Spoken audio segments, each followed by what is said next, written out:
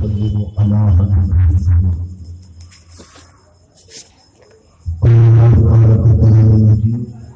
أعوذ بالله من الشيطان الرجيم بسم الله الرحمن الرحيم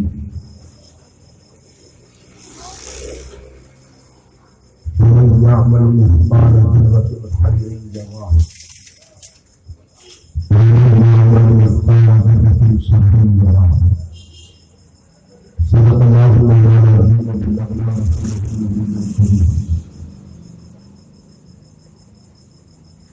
الكريم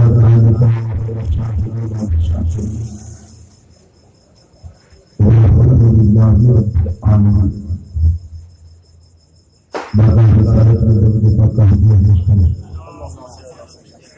اللهم صل وسلم وبارك على سيدنا مولانا محمد اللهم صل على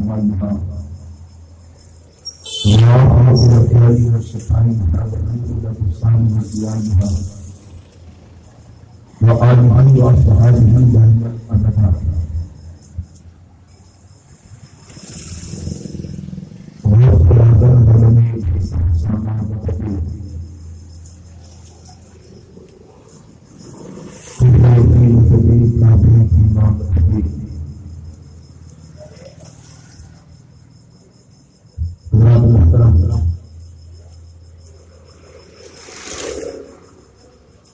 آج بھی ماہانہ الثقافت والسیاحت کی سنی اجتماع میں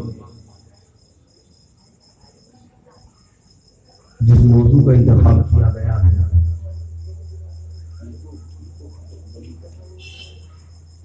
سات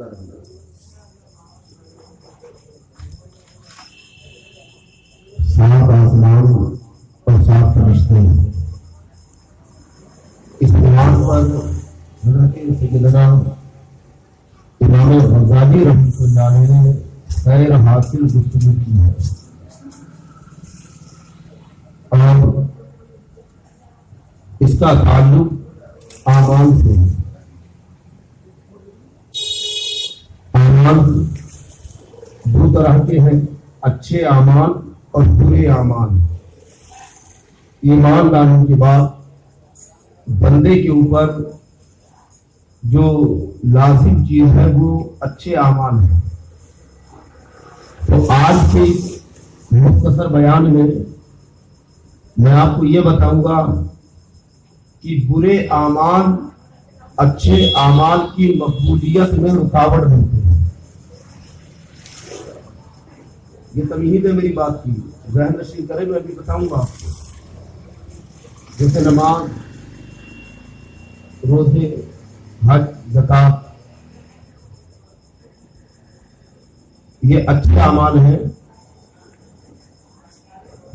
تو جو برے کام ہیں ہمارے، جو گناہ ہیں، نافرمانیاں ہیں، تو یہ اچھے اعمال کی قبولیت میں رکاوٹ پیدا کرتے ہیں.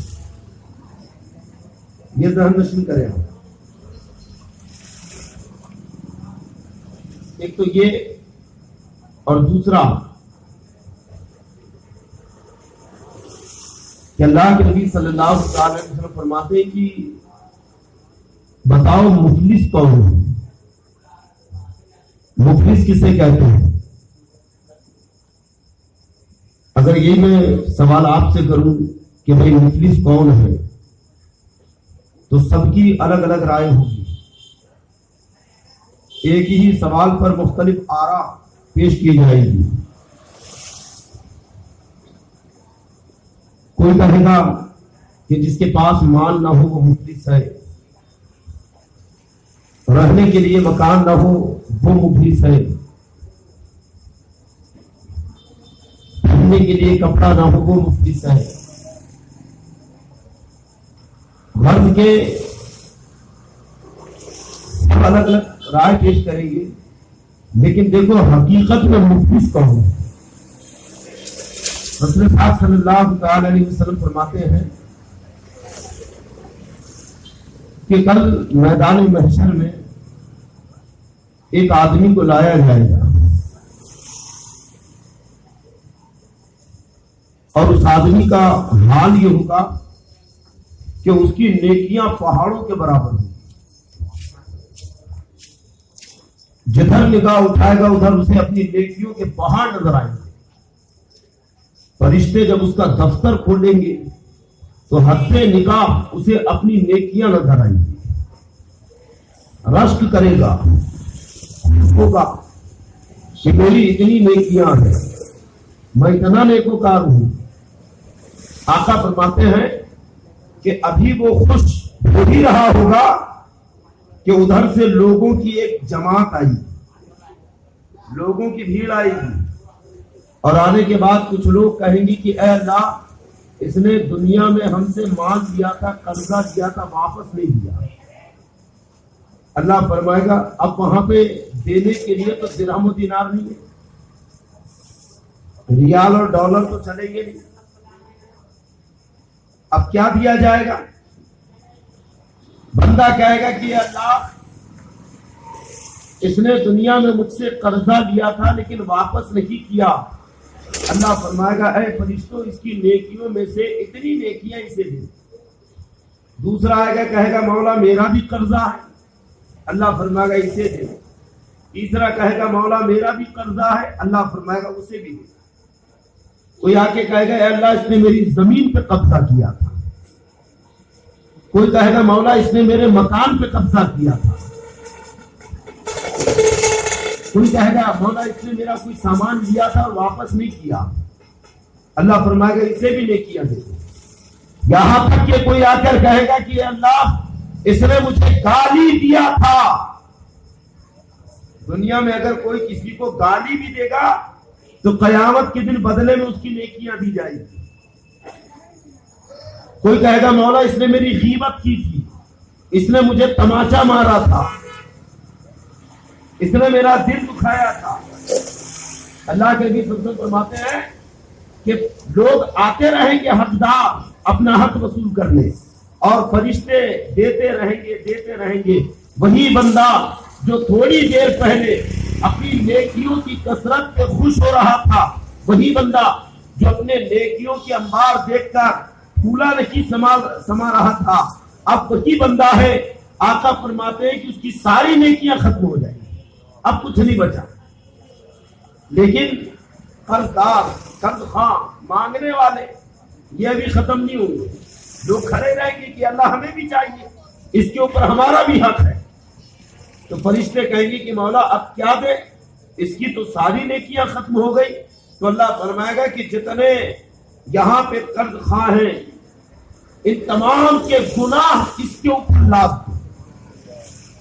تو فرشتے اب جتنے لوگ ہیں جس کا حق اس کے اوپر تھا, ان تمام لوگوں کے گناہ اس کے اوپر لاد دیں گے.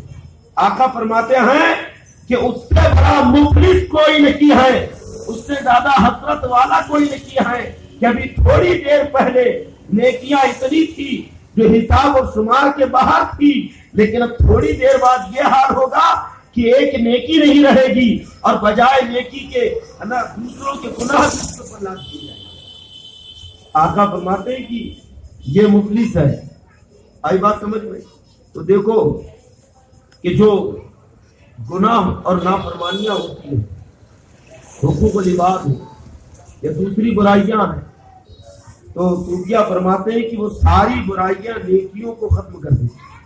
ہوا کہ نہیں؟ اس کے بعد ساری نیکی ختم ہو گئی, سب پڑ گئی.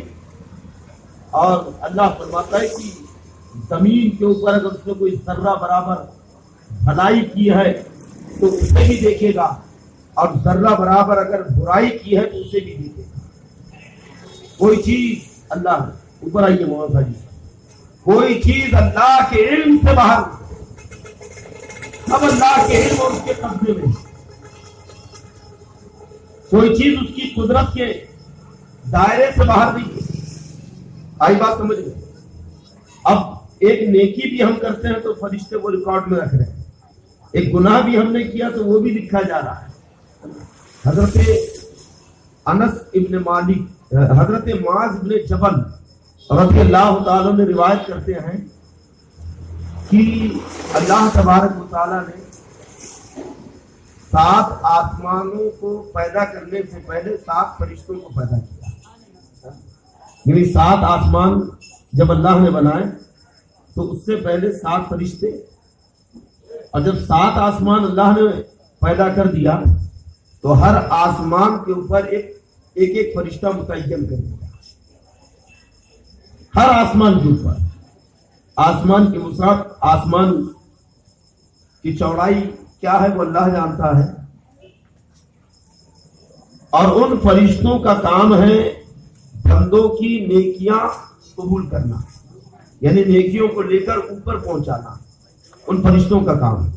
اچھا، ہم جو نیک کام کرتے ہیں، ہم نے نماز پڑھی ہے، روزہ رکھا ہے، صدقہ خیرات کیا ہے، کسی غریب مسلمان کی مدد کی ہے، کسی بھوکے کو کھانا کھلایا ہے، کسی بیوہ عورت کی مدد کی ہے، تو جو بھی نیکیاں ہم کرتے ہیں، ایک فرشتہ ہے حفظہ. کیا نام ہے فرشتے کا؟ حفظہ. وہ حفظہ فرشتہ تمام مسلمانوں کی نیکیاں فردن فردن لے کر آسمان کی طرف چڑھتا ہے، آسمان کی طرف بلند ہوتا ہے. حضرت معاذ بن جبل رضی اللہ تعالیٰ نے روایت کرتے ہیں کہ جب حفظہ فرشتہ نیکیاں لے کر آسمان کی طرف بڑھتا ہے، اب نیکیوں میں کیا ہے؟ جو اس نے نمازیں پڑھی ہیں، جو رمضان میں روزے رکھے ہیں، جو اللہ کا ذکر کیا ہے، یہ نیکیاں لے کر جب فرشتے، وہ حفظہ فرشتہ آسمان کی طرف بڑھتا ہے اور پہلے آسمان پہ پہنچتا ہے، اور پہلے آسمان پہ جو نیکیوں کو قبول کرنے والا فرشتہ کھڑا ہے، اس فرشتے سے اس بندے کی بے حد تعریف کرتا ہے، بہت تعریف کرتا ہے کہ یہ بڑا نیک بندہ ہے، اس کی نیکیاں سورج سے بھی زیادہ روشن ہیں. خوب تعریف کرتا ہے کہ میں نے ایک بڑے نیک اور پرہیزگار بندے کی نیکیاں لے کر اے فرشتے تیرے پاس حاضر ہوا ہوں کہ تو یہ نیکیاں رب کی بارگاہ میں پیش کر دے. اب اس نیکی کے اندر کیا ہے؟ دیکھیے، نمازیں ہیں جو اس نے پڑھا ہے، عبادت ہے، صدقہ خیرات ہے، فجر میں اٹھ کر اس نے جو اللہ کی عبادت کی ہے وہ نمازیں ہیں. وہ ساری نیکیاں لے کر جب فرشتہ پہلے آسمان پہ پہنچتا ہے اور لانے والے یعنی جس بندے کی نیکیاں لے کر پہنچا اس کی خود تعریفیں کرتا ہے کہ اس کی نیکیاں آفتاب سے زیادہ روشن ہیں، بڑا پرہیزگار آدمی، اس کی نیکیاں ہم لے کر آئے ہیں. تو پہلے آسمان کا موکل فرشتہ اس نیکیاں لانے والے حفظہ فرشتہ سے کہتا ہے کہ یہ نیکیاں واپس لے کر جا اور اسی بندے کے منہ پر مار دے، کیونکہ میں اہل غیبت کا فرشتہ ہوں. اللہ نے مجھے حکم دیا ہے کہ کسی بھی غیبت کرنے والے آدمی کی نیکیاں قبول نہ کریں. یعنی نمازیں تو ہم پڑھ رہے ہیں، صدقہ خیرات تو کر رہے ہیں، بڑی مشکل سے جمعے کی 2 رکعت، بہت حساب کتاب لگا کے دل پہ پتھر رکھ کے کچھ زکات نکال، بڑی مشکل سے میں آڑے آیا کہ نہیں. تو نیکیاں ہماری قبول کب ہوں گی؟ جب ہم گناہ کرنا چھوڑ دیں. نیکیاں اس وقت مقبول ہوگی جبکہ ہم برائیوں سے، نافرمانیوں سے دور ہو جائیں، تبھی تو ہماری نیکیاں رب کی بارگاہ میں قبول کی جائے. اللہ کے نبی صلی اللہ تعالی وسلم فرماتے ہیں کہ پھر حفظہ فرشتہ ایک دوسرے آدمی کی نیکی لے کر آسمان کی طرف بڑھتا ہے، اور جب وہ بڑھتا ہے پہلے آسمان پہ پہنچتا ہے تو فرشتے کے سامنے اس کی نیکیوں کی تعریف کرتا ہے. تو اس بندے کا عمل جو لے کے پہنچا ہے تو غیبت سے پاک تھا، یعنی اس نے کبھی کسی کی غیبت نہیں کی تھی. تو پہلے آسمان سے اسے گزرنے کے لیے مل جاتا ہے، پہلے آسمان سے. اور جب دوسرے آسمان پہ فرشتہ پہنچتا ہے تو نیکیاں لے جانے والا فرشتہ خوب تعریف کرتا ہے کہ اے فرشتے، میں جس بندے کی نیکی لایا ہوں یہ بڑا پرہیزگار ہے، بڑا نیکوکار ہے. آئی بات سمجھ میں؟ اور یہ جو میں بتا رہا ہوں کہ دنیا میں ہوتا ہے، ہماری آپ کی سب کی نیکیاں ہر روز پیش کی جاتی ہے، لیکن پتہ نہیں کہ ہمارے کس گناہ کی وجہ سے ہماری وہ نیکیاں لوٹا دی گئی. ابھی آپ جب یہ پوری بات سنیں گے نا تو آپ یہاں سے یہی فیصلہ کر کے اٹھیں گے کہ پتہ نہیں آج تک کوئی نیکی قبول ہوئی ہے یا نہیں. ہماری شامت اعمال اور ہماری برائیوں کی وجہ سے آج تک رب کی بارگاہ میں کوئی نیکی ہماری مقبول ہوئی کہ نہیں ہوئی؟ کیونکہ جہاں کوئی نیکی کی وہاں پہ کوئی نہ کوئی گناہ ضرور ہم نے کر لیا، اور وہ گناہ نیکی کی قبولیت میں آڑے آ گیا۔ دوسرے آسمان پہ حفظہ فرشتہ اس بندے کی نیکیاں لے کر پہنچا اور وہاں پہ جا کر خوب تعریفیں کی کہ بڑا نیکوکار ہے، بڑا پرہیزگار ہے، متقی ہے، اور میں اس کی نیکیاں لے کر آیا ہوں۔ پہلے آسمان سے تو آگے گزر گیا کیونکہ اس بندے کے اعمال میں غیبت نہیں تھی، وہ غیبت سے دور رہتا تھا، لیکن جب دوسرے آسمان پہ پہنچا تو دوسرے آسمان کا فرشتہ کہتا ہے اس کے اس عمل کو، اس کی ان نیکیوں کو لے جا کر ان کے منہ پہ مار دو، اس لیے کیونکہ یہ دنیا کے لیے عمل کرتا تھا، دنیا کو دکھانے کے لیے نیکیاں کرتا تھا، نماز لوگوں کو دکھانے کے لیے پڑھتا تھا، زکوٰۃ لوگوں کو دکھانے کے لیے دیتا تھا، روزہ لوگوں کو دکھانے کے لیے رکھتا تھا، غرض کے اس کے سارے عمل دنیا والوں کو دکھانے کے لیے تھے، لہذا یہ اعمال اس کے منہ کے اوپر مارو۔ تو فرشتے وہ نیکیاں واپس لاتے اس کے منہ پہ مار دیا۔ دیکھو دوسرے آسمان سے بھی اب نیکی واپس آ گئی۔ اللہ کے نبی صلی اللہ علیہ وسلم فرماتے ہیں کہ پھر فرشتے تیسرے آدمی کی نیکیاں لے کر چلتے ہیں، تیسرے آدمی کی نیکی لے کر پہنچتے ہیں، اور جب جاتے ہیں تو پہلے آسمان سے بھی وہ نیکی گزر جاتی ہے کیونکہ وہ غیبت نہیں کرتا تھا، دوسرے آسمان سے بھی فرشتے اس کی نیکیوں کا ذخیرہ لے کر آگے بڑھ گئے، اس لیے کیونکہ وہ کوئی عمل دنیا کو دکھانے کے لیے نہیں کرتا تھا، اس کے اندر ریاکاری نہیں تھی۔ لیکن جیسے ہی تیسرے آسمان پہ پہنچتے ہیں، تیسرے آسمان پہ فرشتے اس کی نیکیاں لے کر پہنچے اور اس کی خود تعریفیں کرتے ہیں کہ یہ بڑا متقی پرہیزگار بندہ تھا، اور اس کی نیکیاں دیکھو سورج اور چاند کی طرح روشن ہے، تو تیسرے آسمان کا فرشتہ کہتا ہے کہ یہ نیکیاں لے جا کر اس کے اوپر مار دو، اس لیے کیونکہ میں تکبر کا فرشتہ ہوں، اور یہ بندہ غرور کیا کرتا تھا، تکبر کرتا تھا، یہ گھمنڈی تھا۔ اللہ نے مجھے حکم دیا ہے کہ کسی بھی گھمنڈی آدمی کی نیکیاں قبول نہ کرو۔ دیکھو تکبر کی وجہ سے، غرور کی وجہ سے ہماری نیکیاں، ہماری عبادتیں، ہمارے نیک اعمال ہمارے منہ کے اوپر مار دیے گئے۔ پھر وہی بات کہوں گا کہ نیکیاں تو ہم بہت کرتے ہیں، لیکن ہمارے یہ گناہ، ہماری برائیاں پتہ نہیں ہماری نیکیوں کو وہاں پہنچنے دیتے ہیں یا نہیں۔ جبکہ حدیث پاک میں حکم آیا ہے کہ جب تم سے کوئی گناہ ہو جائے تو فوراً کوئی نیکی کر دو، کیونکہ جیسے گناہ نیکیوں کی قبولیت میں آڑ بن جاتا ہے، ایسے ہی نیکیاں بھی گناہوں کو مٹا دیتی ہیں۔ اس لیے حدیث پاک میں کہ جب تم سے کوئی گناہ ہو جائے، تم سے کوئی خطا ہو جائے تو فوراً صدقہ خیرات کرو، کوئی گناہ ہو جائے تو مسجد میں جا کے 2 رکعت نماز پڑھ لو، کوئی خطا ہو جائے تو تم اللہ کی بارگاہ میں سر جھکا کے توبہ کر لو۔ آقا فرماتے گناہ کے بعد کوئی نہ کوئی نیکی ضرور کر لو، اس لیے کیونکہ نیکیاں گناہوں کو مٹا دیتی، سبحان اللہ، نیکیاں گناہوں کا خاتمہ کر دیتی۔ لیکن یہاں تو نیکیاں بہت چن چن کے کرتے، گن گن کے کرتے، اور گمان یہ ہے کہ ہم نے بہت نیکیاں جمع کر دی۔ امام غزالی رحمۃ اللہ علیہ فرماتے ہیں کہ آدمی دنیا میں کتنا جیتا ہے، 60 سال، 80 سال یا 100 سال، اگر اسے 100 سال جینا ہو تو 100 سال کا سامان جمع کرنے میں، ہم سامان جمع کرتے ہیں نا کہ بھئی اب تک کرائے کے مکان پہ تھا، اپنا پلاٹ لیا ہے، مکان بنانا، پھر یہ مکان چھوٹا پڑ رہا ہے اسے بیچنا، دوسرا مکان لینا ہے، گاڑی لینا ہے، یہ لینا ہے، وہ لینا ہے، بچوں کی شادی کرنا ہے۔ رب کے امام غزالی لکھتے ہیں کہ جتنے سال رہتا ہے اتنے سالوں کا سامان جمع کرنے میں اسے اتنے ہی سال لگ جاتے ہیں۔ 60 سال اگر وہ جیا یا 80 سال جیا، 15 سال کی بھی عمر سے اگر کمانا شروع اس نے کیا تو بتائیے کتنے سال اس نے محنت کی، یعنی 60-65 سال اس نے صرف 60-65 سال جینے کے لیے سامان جمع کرنے میں اپنی اتنی عمر گزار دی، اور جب آخری وقت آتا ہے تو تب بھی یہی کہتا ہے کہ بھائی یہ نہیں کر سکا، وہ نہیں کر سکا، یہ نہیں جمع کیا، وہ نہیں جمع کیا، کہتا ہے یعنی جتنے سال سے جینا ہے اگر پورا وقت بھی وہ دنیا کی آسائش اور سامان جمع کرنے میں لگا دے تو صوفیہ کہتے ہیں تب بھی اس کی عمر کم پڑ جاتی ہے، سامان پورا جمع نہیں ہوتا۔ اب تمہیں تو وہاں پہ ہمیشہ ہمیشہ رہنا ہے، آخرت میں سال 2 سال نہیں، صدی 2 صدی نہیں، بلکہ ہمیشہ وہاں پہ رہنا ہے۔ تو بتاؤ جب ہمیشہ رہے گا تو وہاں کے لیے اسے کتنا سامان جمع کرنا ہے، کتنا ذخیرہ اسے جمع کرنا ہے جب ہمیشہ وہاں پہ رہے گا۔ آئی بات سمجھ میں؟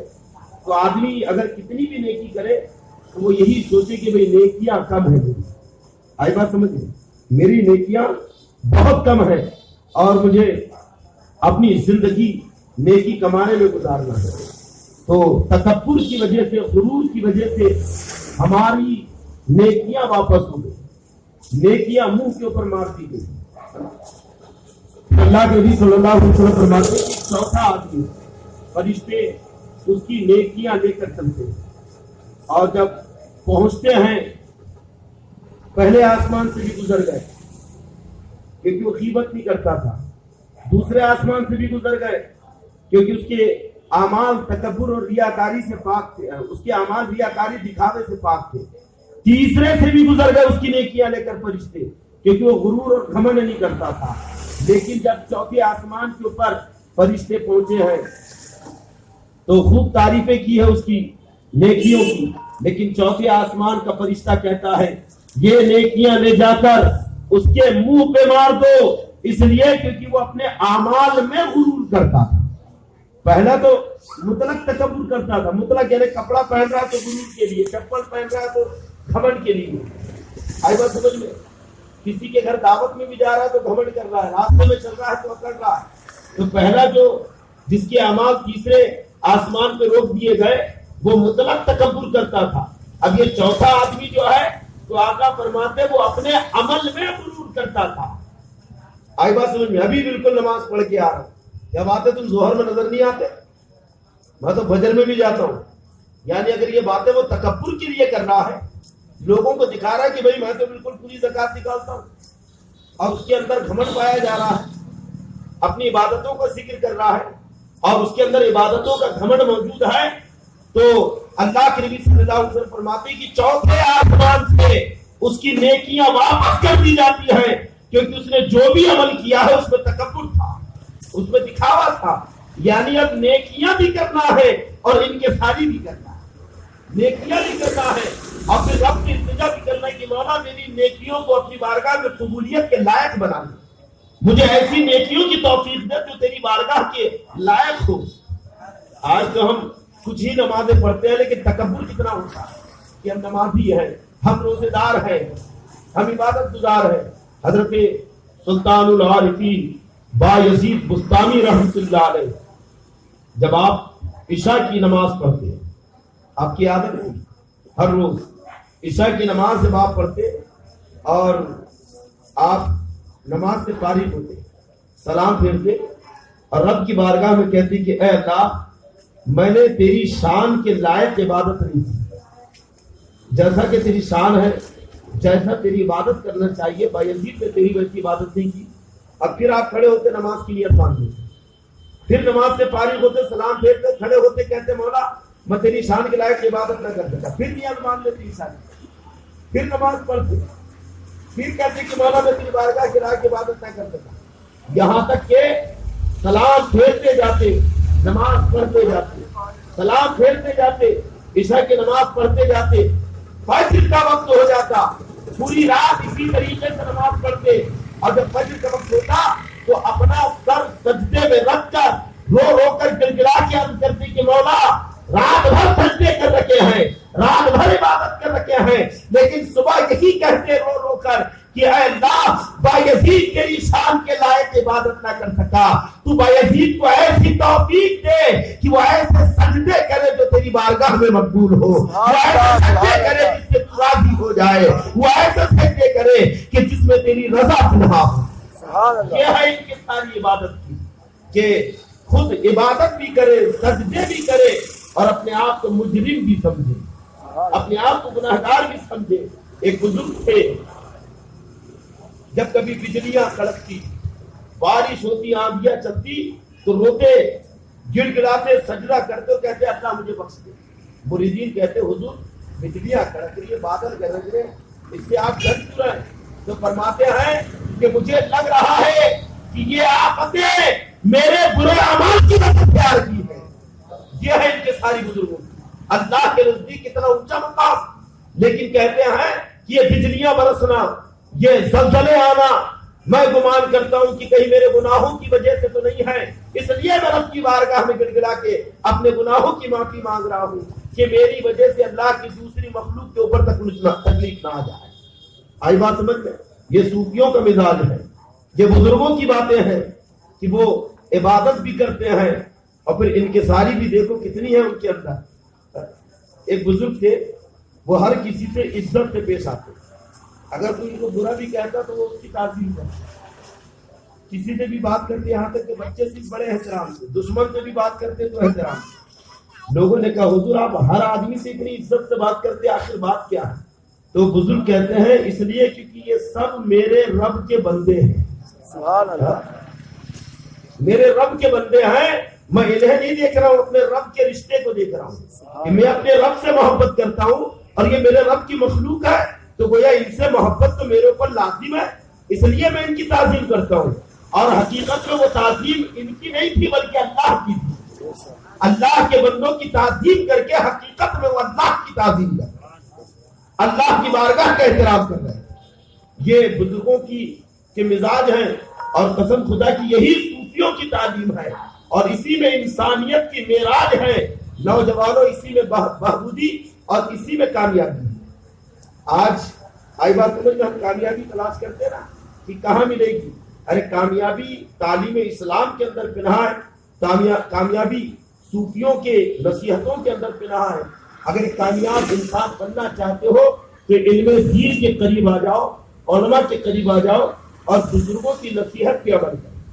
اور سب سے پہلے تو گناہ کرنا چھوڑو, کیونکہ کوئی بھی آفت کوئی بھی مصیبت گناہ کی وجہ سے آتی ہے. جیسا کہ آپ سن رہے نا کہ گناہ کی وجہ سے نیکیاں قبول نہیں ہوتی, ایک تو یہ نقصان. دوسرا یہ ہے کہ کسی نے حضرت علی رضی اللہ تعالیٰ عنہ سے پوچھا کہ اے امام المسلمین آدمی بے چین کیوں رہتا ہے؟ بے چین رہتے نا, ہم بھی بے چین رہتے ہیں. بہت سارے تو اتنے بے چین ہے کہ نیند کی گولیاں کھا رہے تب بھی نیند نہیں آ رہی ہے, بڑے پریشان ہیں, نیند ان کی کوسوں دور ہے ان سے, ٹینشن میں ہے, بہت بے چین رہتا ہے. تو حضرت علی فرماتے ہیں کہ جب بھی کبھی تم بے چین ہو جاؤ تو اپنے گناہوں سے معافی مانگو, کیونکہ گناہ ہر حال میں آدمی کو بے چین رکھتا ہے. یہ بے چینی یہ بے قراری ہمارے گناہوں کی وجہ سے ہے. حضرت علی فرماتے ہیں کہ تم اپنے گناہوں سے معافی مانگو, اور جب بندہ رب کی بارگاہ میں استغفار کرتا ہے, گناہوں سے معافی مانگتا ہے, اپنے گناہوں سے سچی توبہ کرتا ہے تو اللہ تبارک و تعالیٰ اس کے درجات کو بلند کرتا ہے, اس کے رتبوں کو بلند کر دیتا ہے, اس کے مقام کو اونچا کر دیتا ہے. اور خود قرآن میں اللہ فرماتا ہے اس کی مدد فرماتا ہے. ایک وظیفہ آپ بنا لیں, استغفر اللہ ربی من کل ذنب واتوب الیہ, پڑھیں گے انشاءاللہ روز کم سے کم 100 مرتبہ. اس کے فائدے میں بھی آپ کو بتا رہا ہوں, روز 100 مرتبہ. خاص طور پہ نوجوانوں تم استغفر اللہ ربی من کل ذنب واتوب الیہ. ایک مرتبہ حضرت خواجہ حسن بصری رحمۃ اللہ علیہ بیٹھے مصاحبوں کے ساتھ, ایک شخص آیا کہ حضور میں بے اولاد ہوں, کوئی اولاد نہیں ہے, آپ میرے لیے دعا کریں.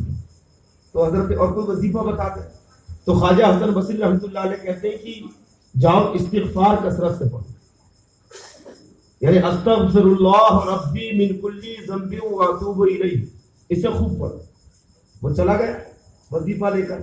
پھر دوسرا شخص آیا کہ حضور میری روزی میں برکت نہیں ہوتی, میرے گھر میں کئی کئی دن چولہا نہیں جلتا ہے, فاقے کی نوبت ہے, دکانداری کھول کے بیٹھتا ہوں لیکن گاہک نہیں آتے, کسٹمر نہیں آتے, بہت محنت کر رہا ہوں لیکن پیسہ ہاتھ میں رکتا نہیں, بچے گھر میں بھوکے رہتے ہیں, ماں باپ بیمار ہو جائے علاج کے لیے پیسہ نہیں رہتا, کوئی وظیفہ بتا دے دعا کر دے میرے لیے.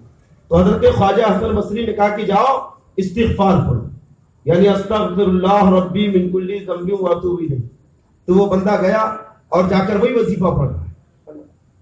پھر تیسرا آیا کہ حضور ہمارے یہاں پہ قحط پڑا ہے, بارش نہیں ہو رہی ہے, پانی نہیں گر رہا ہے, آپ دعا کریں. تو حضرت خواجہ حسن بصری رحمۃ اللہ علیہ اس سے کہتے کہ جاؤ تم استغفار کرو, یعنی استغفر اللہ ربی من کل ذنب واتوب الیہ, یہ وظیفہ بنا لو. وہ بھی چلا گیا. اب جو مساکین بیٹھے تھے کہ حضور آپ کے پاس 3 لوگ اپنی الگ الگ التجائیں لے کر آئے, تینوں کی ضرورت الگ تھی, تینوں کی حاجتیں الگ تھی, لیکن آپ نے نسخہ ایک ہی دیا, وظیفہ ایک ہی بتایا. آخر اس میں بات کیا ہے؟ تو حضرت خواجہ حسن بصری رحمت اللہ علیہ فرماتے ہیں کیا تم نے قرآن میں نہیں پڑھا؟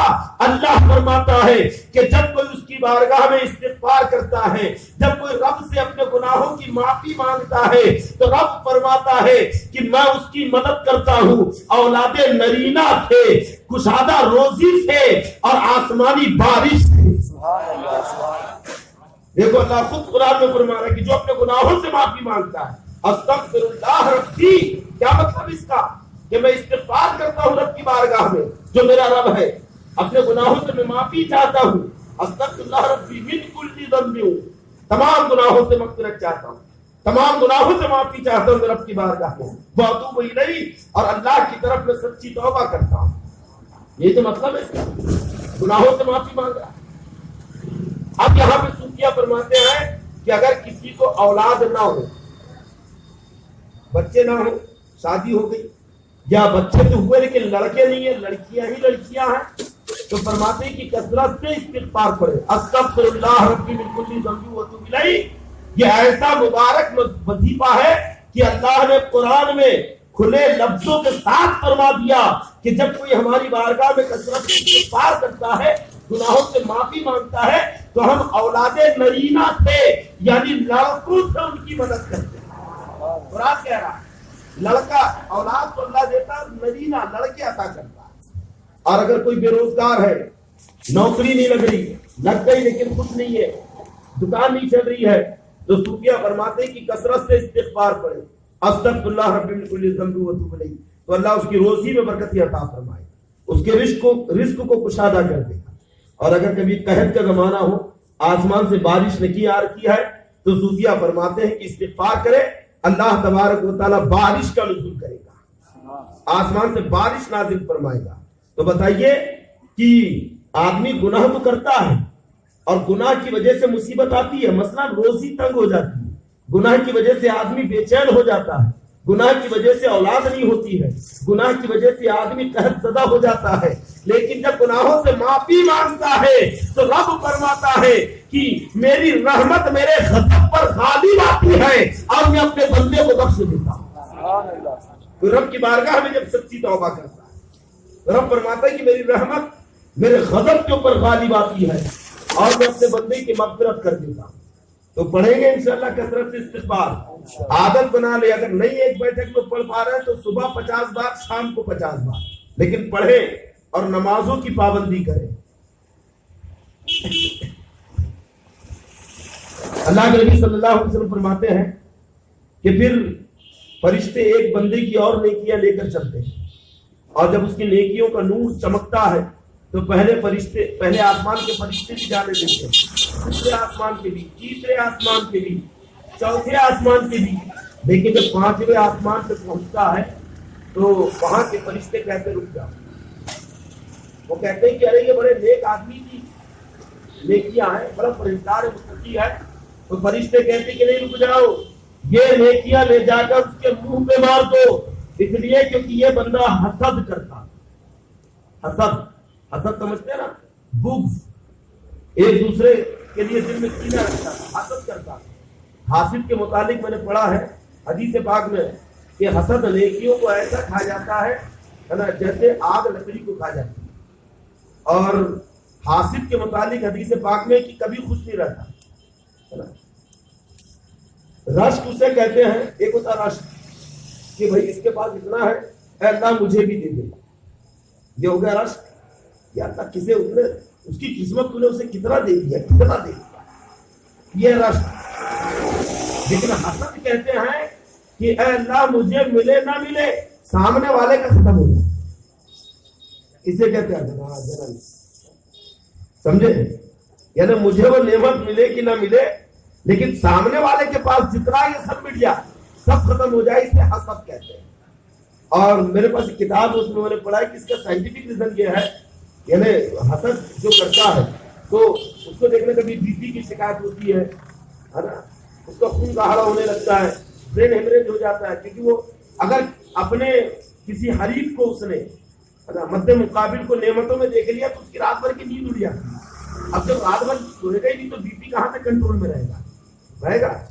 جب یہ دیکھا کہ اب سامنے آگے آدمی اس سے حسد کرتا ہے، اس کی دولت دیکھ کے، اس کی شہرت دیکھ کے، آئی بات سمجھ میں، تو وہیں اس کا سانس پھولنے لگتی، ہارٹ بیٹ بڑھ جاتی، دھڑکنیں تیز ہو جاتی، اور پھر دل کی دل میں کہتا ہے یا اللہ اس کا سب مٹ جائے، سب ختم ہو جائے، ہے کہ نہیں.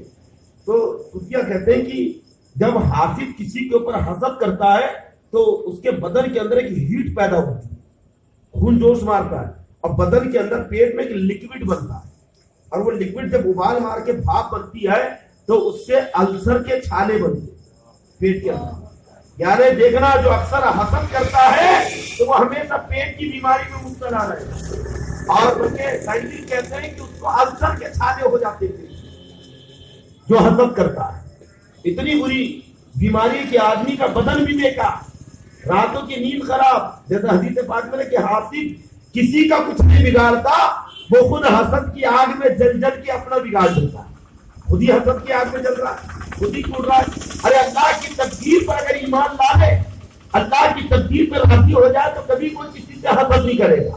اگر کسی کو نعمتوں میں دیکھ لیا تو یہی کہے گا کہ مولا تو نے اسے دیا، یہ اس کی تقدیر ہے، یہ اس کا نصیبہ ہے، اور مجھے نہیں دیا، میرا نصیبہ ہے. اللہ میں تیری تقدیر پہ راضی ہوں، جو تو نے مجھے عطا کیا میں اس کے اوپر خوش ہوں. آگے بات سمجھ لیں.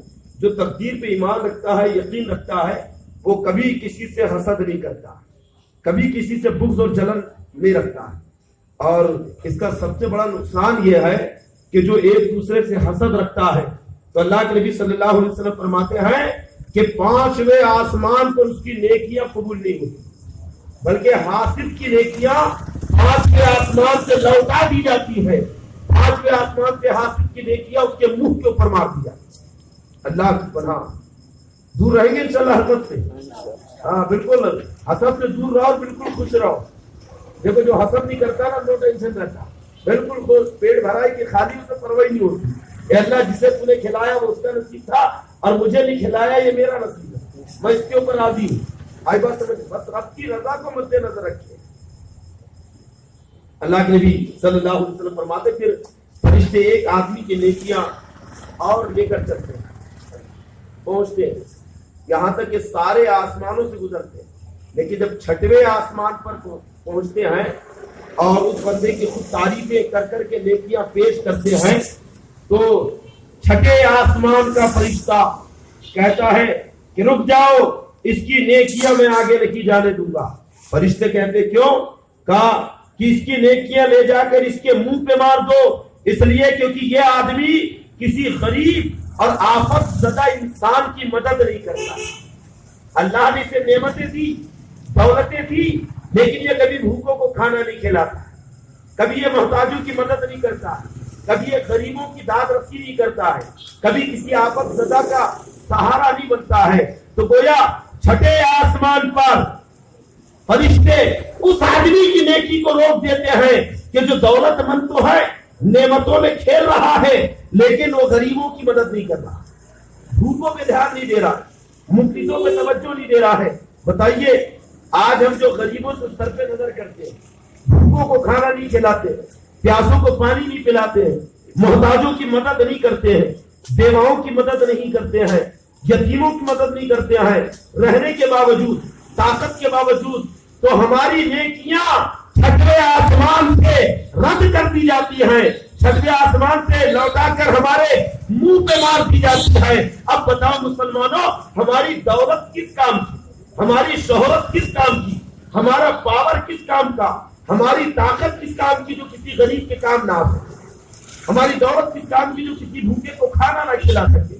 اس لیے شریعت میں جو افضل کام رکھا گیا ہے وہ بھوکوں کو کھانا کھلانا ہے، اور اللہ کے بہت پسند ہے. ارے ہمیں تو رب کی بارگاہ میں اپنی خدمتیں پیش کرنا ہے، عبادت کرنا ہے، سجدے کرنا ہے، حج کرنا ہے، زکات دینا ہے، روزے رکھنا ہے، لیکن وہیں پہ اللہ کو یہ بھی بہت زیادہ پسند ہے کہ کوئی مسلمان کسی کو کھانا کھلا دے، کسی بیمار کا علاج کرا دے، کسی بیوہ کی مدد کر دے، کسی یتیم بچے کی مدد کر دے، کسی بے سہارا کا سہارا بن جائے۔ اس میں اللہ تبارک و تعالیٰ نے اپنی رضا رکھی ہے، کریں گے انشاءاللہ۔ ارے عادت بنا لے، جب بھی روز گھر سے نکلے تو کسی غریب کو کم سے کم 10 روپیہ تو دے دے۔ نوجوانوں دے سکتے ہیں نا؟ ارے روز کے ہم 150 روپے تو صرف کھرا اور پان میں چبا کے تھوک دیتے ہیں، تھوڑا سا اس خرچے کو کم کرو اور وہ کسی مفلس کو دو، کسی غریب کو دو، کسی کمزور آدمی کو دو، تاکہ وہ اپنا پیٹ بھر لے، کیونکہ بھوک ایسی چیز ہے جو دکھتی نہیں ہے۔ دکھتی ہے کیا؟ وہ تو ہمیں محسوس کرنا پڑتا ہے، لیکن ہم محسوس بھی نہیں کرتے، اس لیے کیونکہ جب ہم خوب کھا کر پیٹ بھر کے اچھے سے سو جاتے ہیں نا، تو بہت سارے لوگ اس لیے جاگتے رہتے ہیں کہ ان کے پیٹ میں کھانا نہیں ہوتا۔ جب ہم خوب اچھے سے پیٹ بھر کے سو جاتے ہیں چین کی نیند، تو بہت سارے لوگ صرف اس لیے جاگتے ہیں کہ وہ بھوکے ہیں، ان کے پیٹ میں اناج نہیں ہے۔ ہم بھوک کو پہچانیں گے کیسے؟ ہمیں کسی کی بھوک کا احساس کیسے ہوگا؟ جب تک کہ آدمی اس چیز سے نہ گزرے اسے اس چیز کا احساس نہیں ہوتا۔ انگار کی تپش کیا ہوتی ہے یہ آگ کو چھونے کے بعد معلوم ہوتا ہے۔ کرنٹ کا جھٹکا کیسے ہوتا ہے کھلا تار پکڑنے کے بعد معلوم ہوتا ہے۔ برف کی برودت کیسی ہوتی ہے یہ برف کو ہاتھ پہ رکھنے کے بعد پتہ چلتا ہے۔ ویسے ہی بھوک کیا ہوتی ہے، بھوک کی تکلیف کیا ہے، وہ جاننے کے لیے خود بھوکا رہنا پڑتا ہے۔ تو اسلام نے ایک قانون مسلمانوں کو دے دیا کہ اے مسلمانوں، سال بھر تو خوب پیٹ بھر کے کھاتے ہو، لیکن رمضان کا ایک مہینہ تم بھوکا رہ کر گزارو تاکہ تمہیں غریبوں کی بھوک کا احساس ہو جائے۔ تم بھوکوں کی بھوک کو پہچان لو، تمہیں بھوک کی تکلیف اور شدت کا احساس ہو جائے، اور تم ایسے غریبوں کی طرف ہاتھ بڑھا کر مدد کرو۔ اس لیے اللہ نے ایک نظام، ایک قانون بنا دیا کہ رمضان کے مہینے میں تم بھوکے رہو تاکہ تمہیں بھوک کی کلفت اور تکلیف معلوم ہو جائے، اور تم جب یہ احساس اپنے اندر پیدا کر لو گے تو انشاءاللہ دنیا میں کوئی بھوکا نہیں رہے گا، بلکہ تم اس تکلیف کو محسوس کرتے ہوئے بھوکوں کا درد پہچانو گے اور ان کے حلق میں ٹکڑے اتارو گے۔ سبحان اللہ، تو کریں گے انشاءاللہ۔ ارے بولیے، بھوکوں کی مدد کریں گے نوجوانوں، فضول خرچی سے بچو۔ آج ہم سینکڑوں روپے صرف سگریٹ پینے میں، لاٹری میں، سچے میں، کھرے چائے پانی میں، شراب اور جوا میں، نہ جانے کتنی چیزوں میں خرچ کرتے ہیں۔ یہ سارے خرچے بند کرو اور غریبوں کی مدد کرو، مفلسوں کی مدد کرو، بھوکوں کو کھانا کھلاؤ۔ اللہ کو یہ کام بہت پسند ہے، اتنا پسند ہے کہ ایک حدیث پاک میں ہے کہ ایک عورت کو اللہ نے کتے کو پانی پلانے کی وجہ سے بخش دیا، اور آدمی کو پانی پلانا بھی کتنا ثواب ہے، اور ایک عورت کو اللہ نے صرف اس لیے عذاب دیا کیونکہ اس نے بلی کو کھانے کے لیے کچھ نہیں کیا تھا۔ حدیث پاک میں کہ ایک عورت نے بلی پالا اور اس کے گلے میں رسی باندھ دی، نہ بلی کو اس نے خود کھانے کے لیے کچھ دیا اور نہ بلی کو اس نے کھولا کہ جا کر خود کچھ کھا لے، یہاں تک کہ بھوک کی وجہ سے بلی مر گئی، ہلاک ہو گئی۔ تو اللہ تبارک و تعالیٰ نے بلی کے مرنے کی وجہ سے، اور مری کس کی وجہ سے؟ اس عورت کی وجہ سے جس نے باندھا تھا، تو اللہ نے اس عورت کو عذاب دیا کیونکہ اس نے بلی کو کھانا نہیں کھلایا۔ سمجھے؟ اب بتاؤ، کوئی اگر بھوکا انسان ہے اور آپ اس کو کھانا نہیں کھلاؤ تو رب کی بارگاہ میں کتنی سخت پکڑ ہے۔ ارے اتنی بڑی پکڑ ہے کہ تمہاری نیکیاں ہی قبول نہیں ہو رہی، اللہ لوٹا دے رہا ہے۔ کلیجا کے نیکیاں ان کے منہ پہ مار دو، ان کا پڑوسی بھوکا ہے، ان کے محلے میں غریب اور بھوکے آدمی ہے، لیکن یہ پیٹ بھر بھر کے سو رہے ہیں اور دوسرے بھوکے ان کے محلے میں سو رہے ہیں۔ اللہ فرماتا ہے ان کی کوئی نیکی قبول نہیں، نہ ان کی نماز قبول ہے، نہ ان کے روزے قبول ہے، نہ ان کا 4 اور 5 بار حج کرنا قبول ہے، نہ ان کا عمرہ کرنا قبول ہے۔ پہلے ان سے کہو کہ غریبوں کا، بھوکوں کا پیٹ بھرے۔ ہم مہینے میں کتنے چکر اجمیر شریف کے لگاتے ہیں، کتنے چکر ہم کشمیر اور شملہ اور منالی گھوم کر آتے ہیں، لیکن ہمارے پڑوس میں لوگ بھوکے ہیں۔ کاش کہ وہی پیسہ اگر نہیں ہے ہمارے پاس، ایکسٹرا نہیں ہے، تو وہی پیسہ ان غریبوں کو دے دو۔ اللہ تبارک و تعالیٰ وہ فضل فرمائے گا اور تمہاری کمائی کو برکتیں دے گا کہ سنبھالے تم سے نہیں سن لے گا. اتنا اللہ کا کرنا آئے گا سمجھ میں. اور آقا فرماتی کہ ایک عورت جا رہی تھی راستے سے, اور وہ بھی کون؟ طوائف, فاحشہ عورت, سمجھے, ایک طوائف تھی. اس نے دیکھا ایک کتا کنویں کے پاس کھڑا ہے اور پیاس کی وجہ سے ہر طرف سے پانی کو دیکھ رہا, زبان نکلی ہے لیکن پانی کنویں کے اندر ہے. اس نے اپنے دوپٹے میں اپنے جوتے کو باندھا اور اس سے پانی نکال کر اس کتے کو پلا دیا. تو اللہ تبارک و تعالیٰ نے اسی وجہ سے اس فاحشہ عورت کو بخش دیا. سبحان اللہ. بلکہ حضرت خواجہ فرید بن عطار رحمۃ اللہ علیہ نقل کیا یا حضرت داتا گنج بخش نے نقل کیا یہ روایت کہ حضرت ابو بکر شبلی رحمۃ اللہ علیہ کتنے بڑے بزرگ ہیں. خواجہ ابو بکر شبلی حضرت سیدنا جنید بغدادی رحمۃ اللہ علیہ کے مصاحب میں سے. جب ان کا انتقال ہوا کسی نے پوچھا کہ اے شبلی اللہ نے کیا معاملہ کیا؟ تو حضرت ابو بکر شبلی رحمۃ اللہ علیہ کہتے ہیں کہ اللہ نے مجھے بخش دیا. کس بنیاد پر؟ کب مجھے رب کی بارگاہ میں پیش کیا گیا تو اللہ فرماتا ہے کہ شبلی, اے ابو بکر شبلی میں نے تجھے بخش دیا. تو حضرت ابو بکر شبلی کہتے ہیں میں نے کہا مولا تیرا فضل, اگر تو مجھے پکڑ لیتا نہ بخشتا تو تیرا عدل ہوتا, کیونکہ تو ظلم نہیں کرتا. اللہ ظلم نہیں کرتا, بخش دے تو فضل ہے اور پکڑنے گرفت کرے تو اس کا عدل ہے. اس لیے صوفیہ کہتے ہیں اللہ سے اس کا عدل مت مانگو, اس کا فضل مانگو. اور یہ کہو کہ اللہ امتحان نہ لے, ہم تو امتحان کے قابل ہی نہیں ہے. اے مولا تو رحیم و کریم ہے, تو ہمیں بغیر امتحان کی پاس کر دے. رب کی بارگاہ میں یہ دعا کرو اور اس کے فضل سے یہ کوئی بعید نہیں ہے, وہ چاہے تو بغیر امتحان کے پاس کر دے, کامیاب کر. اللہ فرماتے ہیں بایزید جانتے ہو میں نے تمہیں کیوں بخشا؟ تو حضرت ابو بکر شبلی جانتے ہو میں نے کیوں بخشا؟ تو حضرت ابو بکر شبلی کہتے ہیں کہ اللہ میں نے خوب نماز پڑھی ہے اس لیے بخشا. تو اللہ فرماتا نہیں, وہ تو ہے نہیں کیا لیکن میں نے اس وجہ سے نہیں بخشا. کر روزے رکھے اس لیے کر نہیں, کہ میں نے راتوں میں اٹھ کے تہجد پڑھی اس لیے بخشا. اللہ فرماتا نہیں. کہ میں نے غریبوں کی مدد کی ہے کہ نہیں.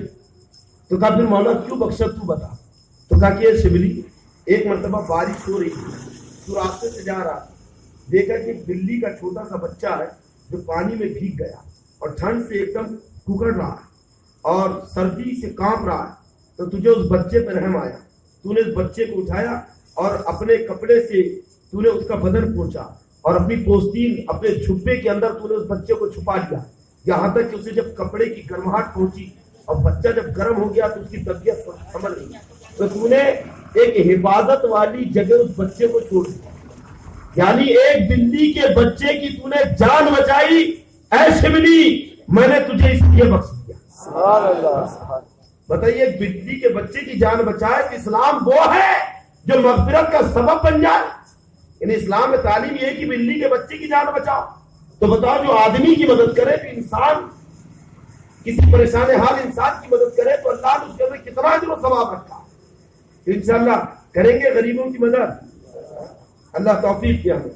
آقا فرماتے ہیں کہ پھر فرشتے ایک بندے کی نیکیوں کو لے کے چلتے ہیں اور عالم یہ ہوتا ہے کہ سارے فرشتے جو نیچے کے سب ساتھ میں چلتے ہیں, خود تعریفیں کرتے ہیں, لیکن جب وہ نیکیاں لے کر 7ویں آسمان کے اوپر پہنچتے ہیں تو 7ویں آسمان کا فرشتہ کہتا ہے کہ ٹھہرو, اب نیکیاں مت لاؤ, یہ نیکیاں اس کے منہ پہ مار دو.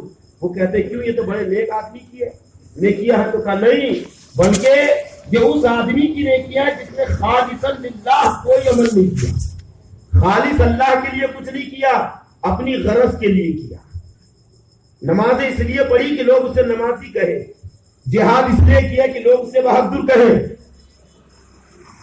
زکات اس لیے دی کہ لوگ اسے سخی کہیں.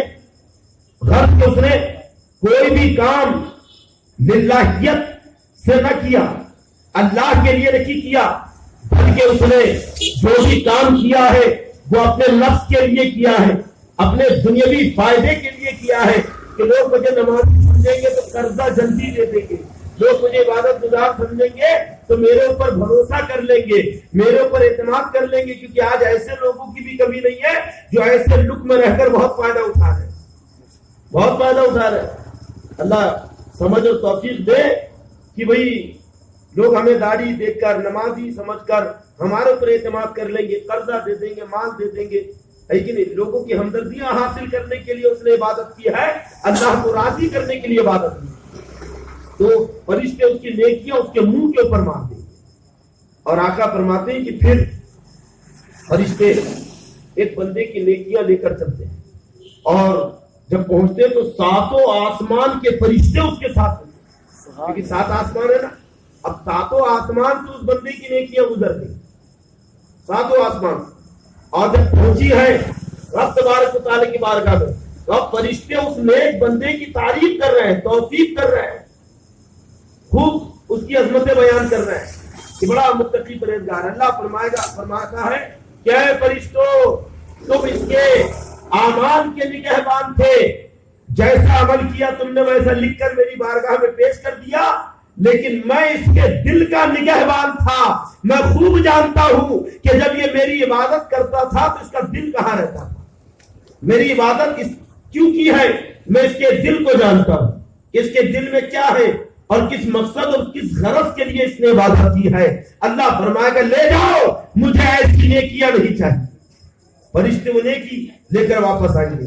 اب دل پہ ہاتھ رکھ کے بتاؤ مسلمانوں، جو میں نے 7 روایتیں بلکہ ایک 8ویں بات جو آخر میں پیش کی ہے، ان 8 باتوں کو سننے کے بعد آپ کیا فیصلہ کریں گے؟ یہی کہ پتہ نہیں ہماری کوئی نیکی ابھی تک قبول ہوئی ہے یا نہیں، کیونکہ یہی زبان ہے جو غیبت بھی کر رہی ہے، گالیاں بھی دے رہی ہے، ہمارے اندر تکبر بھی ہے، ایگو بھی ہے، دکھاوا بھی ہے، ریاکاری بھی ہے، اچھا بے رخی بھی ہے کہ آج ہم غریبوں کے اوپر رحم بھی نہیں کرتے، غریبوں پہ کرم بھی نہیں کرتے، غریبوں سے محبت بھی نہیں کرتے۔ تو بتائیے اتنے سارے عیبوں کے بعد ہم اپنے آپ کو نیکوکار سمجھ رہے ہیں، کیا حق ہے سمجھنے کا؟ آج اتنی برائیوں کے بعد ہم اپنے آپ کو پرہیزگار سمجھ رہے ہیں، اپنے آپ کو متقی سمجھ رہے ہیں، تو کیا ہمیں حق ہے؟ ارے جنہوں نے دنوں رات نیکیاں کی وہ کہہ رہے ہیں کہ مولا ہم نے کچھ نہ کیا، ہمیں توفیق دے کہ ہم اچھے کام کریں، اور یہاں تو کچھ بھی نہیں ہے۔ رمضان شریف میں روزے رکھے، وہ بھی جمعہ کی جمعہ، نمازیں پڑھی تو جمعہ کی جمعہ، وہ بھی 2 رکعت، آئی بات سمجھ میں؟ صدقہ زکات بھی اگر دیا ہے تو بہت حساب سے نکال کر دل پہ پتھر رکھ کے، اور پھر ہم کہتے ہیں کہ ہم تو نیکوکار ہیں، پتہ نہیں ہم سے کیا گناہ ہو گیا، آئی بات سمجھ میں؟ یہ ساری روایتیں سننے کے بعد آپ یہی کہیں گے کہ پتہ نہیں اب تک ہماری کوئی نیکی رب کی بارگاہ میں قبول ہوئی یا نہیں۔ تو آپ یہاں تو ذہن لے کر جائیں کہ ہم جو بھی نیکیاں کرتے ہیں تو ہماری برائیاں نیکیوں کی مقبولیت میں رکاوٹ بنتی ہیں، اگر برائیاں رہی تو نیکیاں قبول نہیں ہوگی۔ اس لیے اللہ کے نبی صلی اللہ علیہ وسلم نے فرمایا، ترمذی شریف ابواب الزہد کی روایت ہے، ابواب الزہد میں یہ حدیث ہے، راوی حضرت ابو ہریرہ، آقا فرماتے ہیں کون ہے جو مجھ سے 5 باتیں سیکھے؟ حضرت ابو ہریرہ کھڑے ہو گئے، کہا یا رسول اللہ میں سیکھوں گا۔ آقا فرمائے دوسروں کو بھی سکھائے، کہا یا رسول اللہ میں سکھاؤں گا 5 باتیں۔ تو اس میں سے جو سب سے پہلی بات تھی وہ یہی تھی کہ آقا نے فرمایا اے ابو ہریرہ، ناجائز اور حرام کاموں کو چھوڑ دو، سب سے بڑے عبادت گزار بن جاؤ۔ کیا کہا تھا؟ ناجائز اور حرام کاموں کو چھوڑ دو، سب سے بڑی عبادت گزار بن جاؤ، یعنی گناہ کرنا چھوڑ دو، سب سے بڑی عبادت گزار بن جاؤ۔ دیکھو کتنے پتے کی بات مصطفیٰ نے کہی۔ اگر آپ میرے پاس میں آتے، مولانا ابوالکلام صاحب کے پاس میں جاتے یا کسی اور مسلمان کے پاس، اور اس سے کہتے کہ بھائی مجھے عبادت گزار بننا ہے، تو میں اپنا ناقص مشورہ یہی دیتا، مولانا ابوالکلام یہ مشورہ دیتے کہ بھائی جا کر تہجد پڑھو تو عبادت گزار بن جاؤ۔ آپ کیا کہیں گے؟ یہ تو کہیں گے نا کہ روزے رکھ کے عبادت گزار ہو جائے گا، نماز پڑھ عبادت گزار ہو جائے گا، صدقہ خیرات کر عبادت گزار ہو جائے گا۔ لیکن آقا فرما رہے ہیں کہ ناجائز حرام کاموں سے دور رہو تو عبادت گزار ہو جاؤ۔ آقا نے یہ نہیں کہا نماز پڑھو کہ عبادت گزار ہو جاؤ، یہ نہیں کہا تم روزے رکھو تو عبادت گزار ہوں گے، یہ نہیں فرمایا تہجد پڑھو تو عبادت گزار ہوں گے۔ آخر کیوں؟ بلکہ آقا کہہ رہے ہیں کہ ناجائز حرام کاموں کو چھوڑ دو تب عبادت گزار ہوں گے۔ آئی بات سمجھ لو؟ تو وجہ یہی ہے کہ جب تک گناہ رہیں گے نیکیاں قبول نہیں ہوں گی، اور جب نیکیاں قبول نہیں ہوگی تو عبادت گزار بنو گے؟ ہاں کوئی بن سکتا ہے؟ پہلے تو گناہوں کو مٹانا ہوگا تبھی نیکیاں مقبول ہوگی، اور جب نیکیاں قبول ہوگی تب بندہ عبادت گزار بنے گا۔ تب بندے کا نام عابدوں کی فہرست میں آئے گا, زاہدوں کی لسٹ میں اس کا نام لکھا جائے گا. آئی بات سمجھ میں؟ گناہ کے رہتے ہوئے گناہوں کی موجودگی میں نیکیاں فائدہ نہیں پہنچاتی. آئی بات سمجھ میں؟ بالکل ایسے ہی ایک مثال سے آپ سمجھ لیں کہ ایک آدمی ایک ڈاکٹر کے پاس گیا علاج کے لیے اور کہا ڈاکٹر صاحب میں بیمار ہوں, علاج کر دیجیے. ڈاکٹر نے نبض دیکھی, آلات سے چیک کیا, مرض پکڑ لیا, کہا تمہیں ٹی بی ہو گیا, ٹائیفائڈ ہو گیا, پیلیا ہو گیا. اب اس کے بعد جب مرض کی تشخیص اس نے کر لی تو اب اس نے دواؤں کو تجویز کیا, نسخہ اس نے مرتب کیا اور کہا کہ ٹھیک ہے یہ دوا صبح کھانا, یہ دوپہر میں کھانا, یہ شام کو کھانا, یہ رات میں کھانا, یہ کھانا کھانے کے بعد کھانا, یہ پہلے کھانا. دوا یہ بتاتا ہے نا. اور آخر میں جب دوا پوری دے دیتا ہے تو ڈاکٹر ایک تنبیہ کرتا ہے, ایک نصیحت کرتا ہے کہ دیکھو میری دوا اسی وقت تمہیں فائدہ پہنچائے گی اور تم اسی وقت تندرست اور صحت یاب ہوں گے جبکہ تم میری اس دوا کے اوپر چاول نہیں کھاؤ گے. پرہیز بتاتا ہے نا, کیا بتاتا ہے؟ پالک کی بھاجی مت کھانا, کہتا ہے نا, آلو مت کھانا, چاول مت کھانا, تور کی دال مت کھانا, ایسے پرہیز بتاتا ہے. اب وہ بندہ دوا لے کر آئے اور ڈاکٹر کی جو دوا ہے بالکل وقت پر کھائے, ایک سیکنڈ ادھر ادھر نہیں, جو اس نے وقت متعین کیا. 15 دن کی دوا لایا اور 15 دن برابر جو ناشتے کے پہلے کی وہ پہلے کھا رہا ہے, جو بات کی وہ بعد میں کھا رہا ہے, جو رات کی ہے وہ رات میں کھا رہا ہے, جو دوپہر کی وہ دوپہر میں کھا رہا ہے. دوا تو پابندی سے کھا رہا ہے لیکن جو جو پرہیز ڈاکٹر نے بتایا تھا وہ کچھ بھی پرہیز نہیں کر رہا بلکہ ساتھ میں وہ ساری چیز کھا رہا ہے. ڈاکٹر نے کہا تھا یہ مت کھانا لیکن وہ چھوڑ ہی نہیں رہا, وہ بھی کھا رہا. آئی بات سمجھ میں؟ تو اب بتاؤ کہ وہ اچھا ہوگا؟ بولیے جلدی. صحت یاب ہوگا؟ پرہیزگار ہوگا؟ کیوں نہیں ہوگا؟ دوا تو برابر وقت پہ کھا رہا ہے, دوا تو برابر ٹائم ٹو ٹائم لے رہا ہے. آپ کو جواب کیا دیں گے آپ یہ نا کہ مولانا وہ پرہیز بھی تو نہیں کر رہا ہے اور یہ دوا اسی وقت اثر کرے گی جبکہ وہ پرہیز بھی کرے. تو بلا شبہ آقا نے فرمایا ناجائز اور حرام کام سے دور رہو, عبادت گزار ہو جاؤ گے. اس لیے کیونکہ اگر کوئی آدمی نماز بھی پڑھے اور پھر شراب بھی پیے, نماز بھی پڑھے اور جوا بھی کھیلے, نماز بھی پڑھے اور گالیاں بھی بکے, نماز بھی پڑھے اور سود بھی کھائے, روزہ بھی رکھے اور چوری بھی کرے, تو بتاؤ کہ اس کی نماز اسے فائدہ پہنچائے گی؟ اس کا حج اسے فائدہ پہنچائے گا؟ اس کی نیکیوں سے فائدہ پہنچائے گی؟ نہیں. کیوں؟ کیونکہ نیکیاں تو کر رہا ہے لیکن گناہ سے پرہیز نہیں کر رہا. تو گناہوں کی موجودگی میں نیکیاں کما حقوق فائدہ نہیں پہنچاتی. آقا فرماتے ہیں اگر نیکیوں کا فائدہ چاہتے ہو, عبادت گزار بننا چاہتے ہو تو ناجائز اور حرام کاموں سے دور ہو جاؤ, اللہ کے نزدیک عبادت گزار ہو جاؤ گے, اللہ کی بارگاہ میں مقبول ہو جاؤ گے. آگے بات سمجھ میں پوری؟ یہ ہے 7 فرشتے اور 7 آسمان کا مطلب کہ ہر آسمان پر اللہ نے ایک فرشتہ متعین کر دیا ہے. راضی نہ ہو اور تمہارے لیے اللہ نے تمہاری